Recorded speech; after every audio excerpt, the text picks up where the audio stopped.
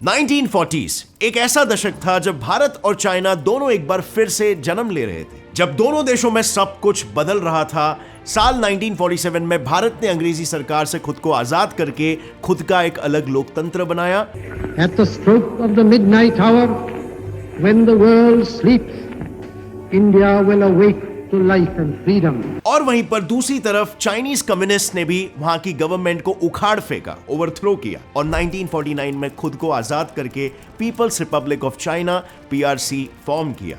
And interestingly इसके बाद India ही वो सबसे पहला देश था जिसने PRC को एज अ कंट्री देखा और इसी की वजह से दोनों के बीच एक दोस्ती हो गई। और यही वो दौर भी था जब देश भर में हिंदी चीनी भाई भाई ऐसे नारे लग रहे थे और 1954 में इंडिया चाइना के बीच सीनो इंडो एग्रीमेंट फॉर्म हुआ था। इस एग्रीमेंट के तहत दोनों भी देश डिप्लोमेटिक रिलेशंस में बंध गए थे, लेकिन जल्द ही सब कुछ बदलने वाला था। आफ्टर ऑल चाइना अपने असली रंग दिखाने वाला था। अर्ली 1950s में चाइना एक्सपेंशन की ओर बढ़ा और उसने तिब्बत में अपनी आर्मी को भेज डाला उसे कैप्चर करने के लिए, और चाइना ने तिब्बत को कैप्चर भी कर लिया। और इसी बीच उन दोनों देशों में एक एग्रीमेंट साइन हुआ, चाइना तिब्बत एग्रीमेंट। इस एग्रीमेंट में बेसिकली ये मेंशन था कि भले ही तिब्बत ऑटोनॉमस रहे पर उसका खुद का कोई कंट्रोल नहीं रहेगा, यानी चाइना ही तिब्बत को एक्चुअल में कंट्रोल करेगा। अब जब एग्रीमेंट के नॉर्म्स ही ऐसे हो तो टिबेटन्स और तिब्बत के foremost spiritual leader Dalai Lama का यह समझना कि ये लोग जोर जबरदस्ती कर रहे हैं, ये बिल्कुल जायज था, राइट। और बस इसी वजह से 1959 में टिबेटन्स ने चाइना के अगेंस्ट विद्रोह किया और उस विद्रोह में हालातें कुछ ऐसे बिगड़ी कि दलाई लामा के सर पर जान जाने का खतरा मंडराने लगा। और फिर क्या था, जान बचाने के लिए दलाई लामा इंडिया के पास शरण लेने भागे चले आए। और हमारा देश भारत हमेशा जरूरतमंदों को हेल्प करने में बिलीव करता है और इसी वजह से हमने दलाई लामा और उनके आदमियों को शरण दे दिया। अब शायद ये भारत की सबसे बड़ी भूल थी, क्योंकि इस भूल का जो कैस्केडिंग इफेक्ट होने वाला था वो भारत का चाइना के साथ रिलेशंस काफी हद तक खराब कर देगा। चाइना को यह बिल्कुल पसंद नहीं आया, यहां तक कि चाइना ने अपने देश में ही एक अलग ही कहानी बना दी। चाइना में ऐसी खबरें फैलने लग गई कि इंडिया ने बाकी के नॉन कम्युनिस्ट कंट्रीज जैसे कि US और UK के साथ मिलकर यह कदम लिया है चाइना को कहीं ना कहीं दबाने के लिए। और बस फिर क्या था, चाइनीज पॉलिसीज अपना रंग दिखाने लग गई।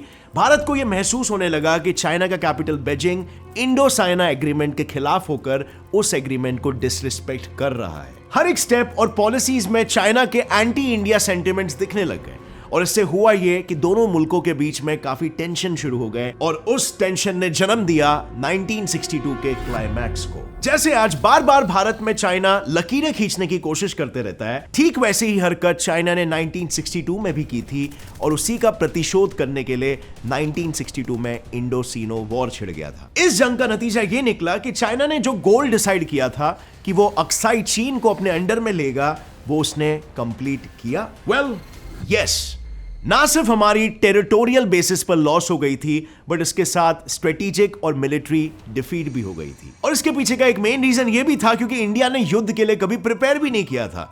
हम तभी से ही शांति में मानते थे और जंग तो बस अचानक से छिड़ गई थी। उस जमाने में नेहरू जी की भी विचारधारा यही थी कि पीस बनाए रखो। उन्होंने चाइना के साथ वॉर करने के बजाय पैसिफिस्ट रिलेशंस यानी कि शांति बनाए रखने का फैसला लिया था। लेकिन चाइना तो चाइना ही था, वो कौन सा अपने एग्रेशन को छोड़ शांति के झंडे गाड़ने वाला था। और इसका नतीजा ये हुआ कि हम वॉर के लिए बिल्कुल भी प्रिपेयर्ड नहीं थे और हमें हार को स्वीकार करना पड़ गया। बट इस इकलौती हार से हमें बहुत बड़ी सीख सीखने को मिली और इसीलिए उसके बाद जितने भी स्टैंड ऑफ्स हुए हमने स्ट्रेटेजिकली और डिप्लोमेटिकली उसे अच्छे से हैंडल करना सीखा। और आज के तारीख में यही वो वजह भी है कि कभी भी इंडो चाइना के बीच में कॉन्फ्लिक्ट्स होते हैं तब इंडिया कभी भी अपने टेरिटरीज को नहीं लूज करता है। आफ्टर ऑल भारत के जवान इन कॉन्फ्लिक्ट्स वाले सड़कों पर वीरता से लगातार पेट्रोलिंग जो करते रहते हैं। पर ये कौन सी टेरिटरीज और बॉर्डर्स है जिन्हें हम चाइना से एक्चुअल में बचा रहे हैं? वेल, अगर ज्योग्राफिकली हम इंडिया और चाइना के डिस्प्यूट्स को देखें तो लद्दाख, डोकलाम प्लेट्यू और other territories intersecting India, China, Bhutan और अरुणाचल प्रदेश, ये सारे टेरिटरीज इस डिस्प्यूट में इन्वॉल्व है। चाइना का ये क्लेम है कि अरुणाचल प्रदेश तिब्बत के सदर्न पार्ट का एक हिस्सा है और इसीलिए वो चाइना के बॉर्डर्स में आना चाहिए। और अब अगर आपको इसके क्यों, कब और कैसे की डिटेल्स जाननी है तो हमने उस पर ऑलरेडी एक डिटेल्ड वीडियो बनाया है जिसे आप ऊपर आई बटन करके देख सकते हो इस वीडियो के बाद। But here the question arises कि ये कैसे कहा जा सकता है कि चाइना सच कह रहा है और इंडिया झूठ? क्योंकि चाइना के सच कहने के और इंडिया के सच कहने के चांसेस 50-50% है। एंड वेल, वर्ल्ड की सभी कंट्रीज की तरह जो आज बॉर्डर डिस्प्यूट फेस कर रहे हैं, इंडिया चाइना बॉर्डर डिस्प्यूट में भी ब्रिटिशर्स का ही हाथ था। वही ब्रिटिशर्स जिन्होंने इंडिया के भोलेपन का फायदा उठाकर ना सिर्फ लोगों पर डिवाइड एंड रूल स्ट्रैटेजी चलाई, पर हमारे देश को भी बॉर्डर्स के नाम पर लकीरों से बांट कर रख दिया। वही ब्रिटिशर्स जिन्होंने उस वक्त के इकोनॉमिक और स्ट्रेटेजिक पोजीशंस पर स्किल बेस्ड एम्प्लॉयज को नहीं, बल्कि अपने रेस और नेशनैलिटी के बेसिस पर लोगों को जॉब्स दिए थे। और अगर आज का सिचुएशन देखें तो आज भी इंडिया का हाल कहीं ना कहीं वैसा ही है। आजकल कंपनीज न्यू एम्प्लॉयज को उनकी एजुकेशनल, यूनिवर्सिटी और सिटी के बेसिस पर हायर करते हैं, या फिर यह भी देखा गया है कि न्यू स्टार्टअप्स या ऑर्गेनाइजेशन फेक रिव्यूज गैदर करते हैं लोगों को अट्रैक्ट करने के लिए, और फिर कुछ वक्त के बाद एम्प्लॉय वहां से तंग होकर निकल जाता है। और इसीलिए आज के तारीख में इंडिया में 7.12% लोग अनएम्प्लॉयड है, और ना जाने कितने फ्रस्ट्रेटेड होंगे। इस प्रॉब्लम का एक सिंपल सा सोल्यूशन है, एम्प्लॉय ज्वाइन होने से पहले टीम लीड या फिर एचआर से बात कर ले, ताकि उसे कंपनी के कल्चर, वैल्यू और परफॉर्मेंस के लिए रिक्वायर्ड स्किल सेट के बारे में क्लैरिटी मिल सके। और उसके बाद अगर वो कैंडिडेट कंपनी को ज्वाइन करता है तो वो आसानी से ग्रो और अर्न कर सकता है। और फ्रेंड्स, आप एग्जैक्टली ये कर सकते हो यूजिंग हायरेक्ट ऐप। यहां पर आपको 1.5 लाख प्लस से भी ज्यादा कंपनीज मिलेंगे जो आपको हायर करने के लिए तैयार बैठे हैं, और इन कंपनीज के आप डायरेक्टली एचआर टीम और डिपार्टमेंट के टीम लीडर से बात कर सकते हो उनके डायरेक्ट चैट फीचर के साथ। इसमें कोई मिडलमैन इन्वॉल्व नहीं है, आप डायरेक्टली कंपनी के मेंबर से बात करके अपना इंटरव्यू शेड्यूल करवा सकते हो। इसे यूज करना भी बिल्कुल आसान है। इंस्टॉल होते ही जॉब सीकर या रिक्रूटर सिलेक्ट करो, नंबर और ओटीपी डालकर साइन अप करो, और हायरेक्ट ऐप पर आपको 100% प्राइवेसी प्रोटेक्शन मिलती है। मीनिंग आपका फोन नंबर और रेज्यूमे दोनों आपके परमिशन के बिना कोई रिक्रूटर देख भी नहीं सकता। इसके बाद बाकी डिटेल्स जैसे फुल टाइम और part time job, functional area, city, expected salary, कौन से सेक्टर से हो, एजुकेशन, वर्क एक्सपीरियंस एटसेट्रा, ये इंफॉर्मेशन डालो और अपनी प्रोफाइल बना लो। इसके बाद इस ऐप का जीनियस एल्गोरिदम आपको रिक्रूटर्स से मैच करवाएगा जो आपके प्रोफाइल के लिए एकदम फिट है। लेकिन सिर्फ जॉब सीकर्स ही नहीं, बल्कि जॉब रिक्रूटर्स भी बेस्ट कैंडिडेट्स को ढूंढने के लिए हायरेक्ट इस्तेमाल करते हैं। So click on the link in the description below and install Hirect app. और इन लकीरों को कार्टोग्राफी यानी मैप मेकिंग में डीमार्केशन कहा जाता है, जैसे लद्दाख में मौजूद अर्दगा जॉनसन लाइन और मैकार्टनी मैकडोनल्ड लाइन, और अरुणाचल प्रदेश की फेमस मैकमिन लाइन। अब हालांकि ये सारी demarcation lines India, Pakistan, Bangladesh के बीच खींची हुई रफ लाइंस के कंपैरिजन में बहुत ही बेहतर है, जिन्होंने तीनों इन्वॉल्व देशों के लॉन्ग टर्म रिलेशंस को इफेक्ट किया है और अभी कर रहे हैं। पर लाइंस के क्लियर होने के बावजूद तिब्बत की पास्ट गवर्नमेंट ने तो आज के इंडिया चाइना के बॉर्डरिंग लाइंस को मान लिया है, लेकिन चाइना ने कभी भी इन लाइंस को फॉर्मली एक्सेप्ट नहीं किया, और इसीलिए चाइना की यही जिद इंडिया चाइना के बीच छिड़े हुए डिस्प्यूट्स की सबसे बड़ी जड़ है। और इसीलिए चाइना की इसी डिसएग्रीमेंट को आप LAC यानी लाइन ऑफ एक्चुअल कंट्रोल के डेवलपमेंट और मेंटेनेंस में देख सकते हो। LAC को असल में सबसे पहले 1959 में चाइनीज प्रीमियर झाओ एनलाई के लेटर में मेंशन किया गया था। हालांकि उसके बाद 1962 में इंडिया चाइना के बीच हुए इंडो-सिनो वॉर ने LAC का मतलब ही बदल कर रख दिया। अब LAC वो लकीर है जो इंडिया चाइना के फोर्सेस को अलग अलग रखती है, पर उस जंग ने कुछ और भी बदला था। 1962 वॉर के बाद दोनों देशों के बीच कोई कॉन्फ्लिक्ट नहीं हुआ, खास तौर पर 1993 से लेकर 2013 तक, जिसकी वजह है 1993 में किया गया इंडिया और चाइना के बीच border peace and tranquillity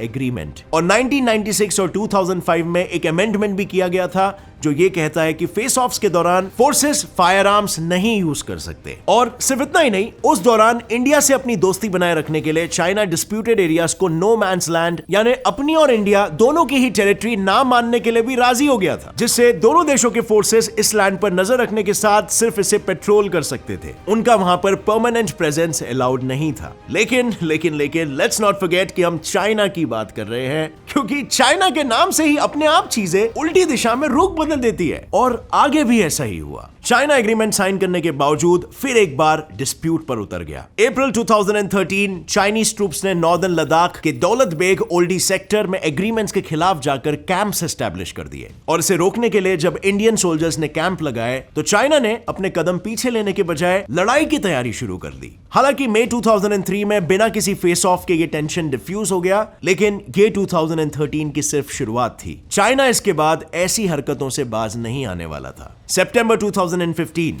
northern Ladakh के बुत्से रीजन में चाइनीज स्ट्रक्चर को इंडियन सोल्जर्स ने डिस्ट्रॉय किया, और इसके बाद दोनों के बीच ही एक फेस ऑफ हुआ। कुछ ऐसे ही जून 2017 में भी हुआ था, जब एक बार फिर से दोनों देशों के मिलिट्री का स्टैंड ऑफ हुआ, लेकिन इस बार डोकाला पास यानी सिक्किम और भूटान के बॉर्डर के पास हुआ था। ये कॉन्फ्लिक्ट डोकलाम को लेकर था, जिसे अपने फेवर में करने के लिए चाइना ने heavy road building equipments Doklam तक लाए और उन्होंने डोकलाम रीजन में रोड कंस्ट्रक्शन शुरू कर दिया। अगर ये कंस्ट्रक्शन पूरा हो जाता तो माइंड यू चाइना को सिलीगुड़ी कॉरिडोर का एक्सेस मिल जाता, जो नॉर्थ ईस्ट इंडिया और रेस्ट ऑफ द इंडिया के बीच का एक बेहद ही स्ट्रेटेजिकली जरूरी कनेक्शन है। और इस प्रॉब्लम में भूटान ने भी इंडियन मिलिट्री को अपनी कंट्री में आने की इजाजत देकर मदद की थी, जिसके बाद दोनों देशों ने महीनों तक फेस ऑफ किया, पर लकीली इसमें कोई कैजुअलिटीज रिपोर्ट नहीं हुए। अब 2020 तक चाइना ने अपनी सारी हदें पार कर दी थी। चाइना ने बार बार इंडिया को ललकारा, पर यहीं पर यह सवाल पैदा होता है कि चाइना क्यों इंडिया के साथ संबंध तोड़कर ऐसे रिस्क लेना चाह रहा है, वो चाइना जो इंडिया का पहले साथी था।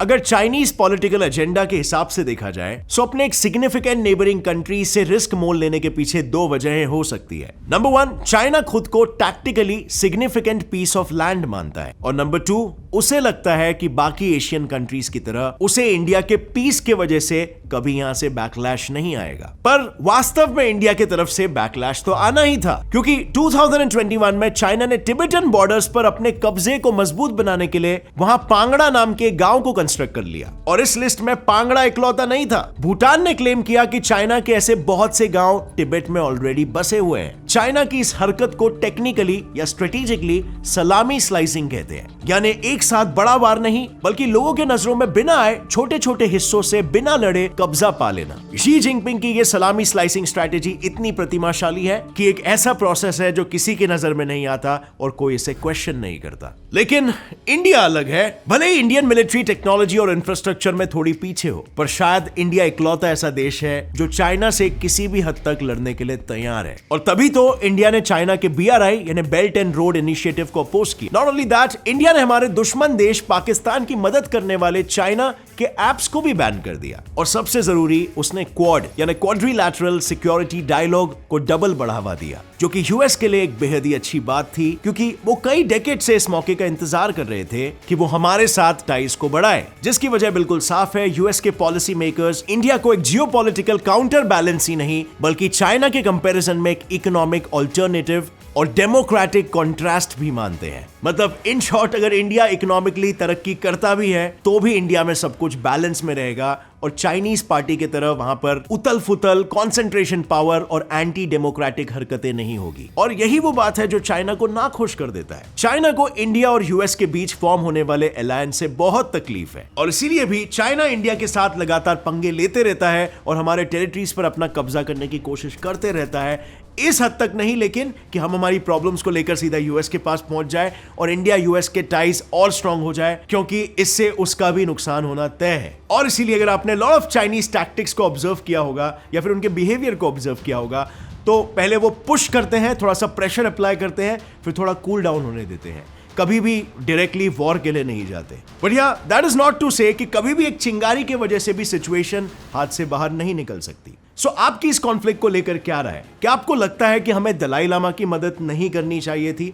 बिकॉज दलाई लामा डायरेक्टली हमारे कोई नहीं लगते थे, बल्कि चाइना के साथ रिलेशन हमारा ज्यादा इंपॉर्टेंट था। या फिर अगर हम उनकी मदद नहीं भी करते तो भी चाइना अपने रंग दिखाई देता था, बिकॉज उनका डॉक्ट्रिन ही ऐसा है। आपकी क्या राय है नीचे कमेंट सेक्शन में बताना। अगर दलाई लामा को सपोर्ट करने का डिसीजन अच्छा था then type down Dalai Lama, या फिर जस्ट टाइप डाउन नो। और इस वीडियो से आपको कुछ भी नया सीखने मिला, एक लाइक जरूर ठोकना।